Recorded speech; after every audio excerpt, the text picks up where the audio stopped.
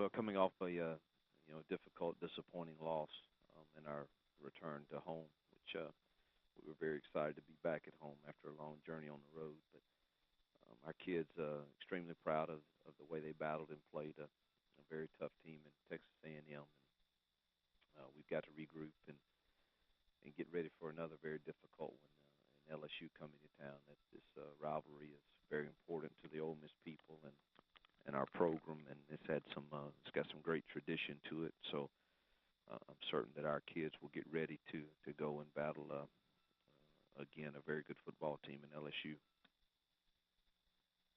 First, we have Brandon Marcello of AL.com. Hey, Coach. Hey.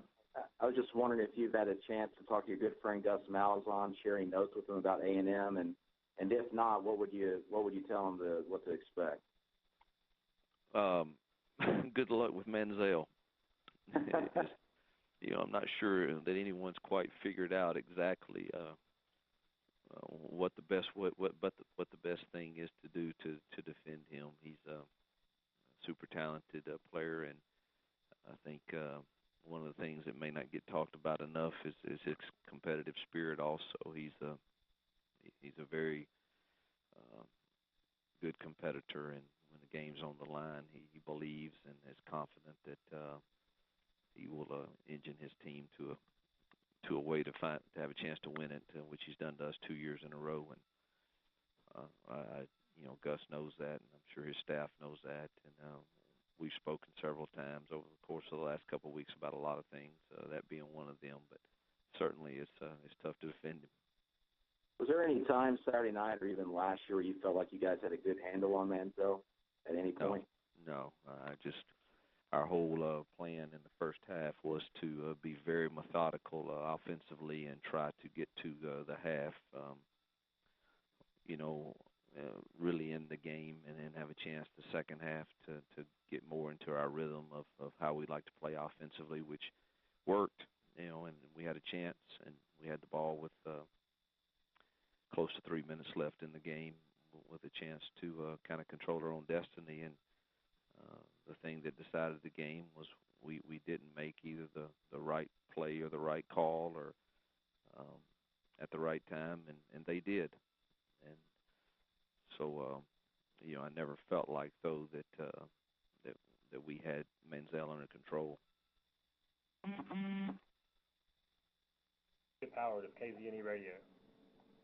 Coach, what was the biggest difference in halves? You mentioned controlling the first half and held them to 14 points. What was the biggest difference in really the fourth quarter, I guess, because the third quarter you held them down fairly well as well?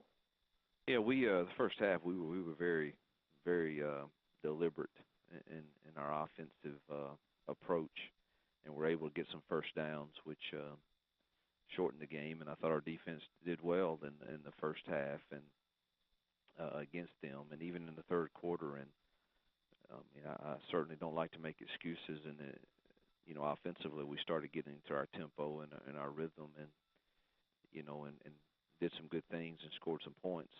Defensively, unfortunately, we lost 6 starters in that game, and we could not in the fourth quarter. We only had one personnel grouping that we could get on the field, and kind of lost all of our whatever things we had planned, the spy techniques, or we just didn't have any of those people available in the fourth quarter. And that I'm not, again, saying that's the reason that we lost the game. Manziel and Coach Sumlin and his crew did what they had to do to win, but I do think it was a difference. It did factor into it. Are you going to get some of those guys back this week? They're all either definitely out or questionable at best. So I'm not hopeful that we're planning on going without them, because I don't see them being ready. Thank you. Next is Glenn Gilbo of Gannett, Louisiana. Coach, considering those guys lost for this game coming up, how do you motivate the team that is playing, with those guys out? Yeah. How do you motivate the new players? I do think it's a bigger challenge than I've had. Last year we had some very difficult losses to A&M and to Vandy and to LSU. I mean, they were gut-wrenching, difficult losses.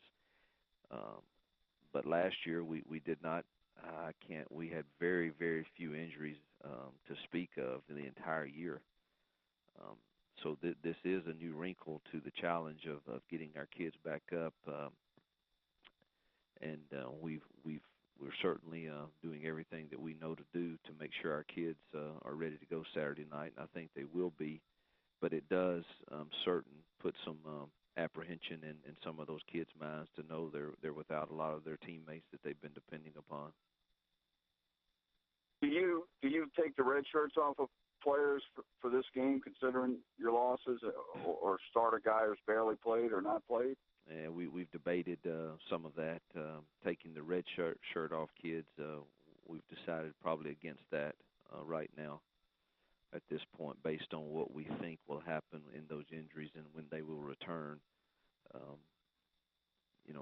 So we're going to try to do right by the kid at all times, and I just don't think that would be right, expecting that we get most of those guys back in the following week, or week or two. So probably not going to do that, but yeah, you're going to see some kids playing that have not played a lot of snaps for sure. Thanks. Next is Edward Ashoff of ESPN.com. Coach, can you just talk about what you've seen on film from Jeremy Hill, and is he running better now than he was last year?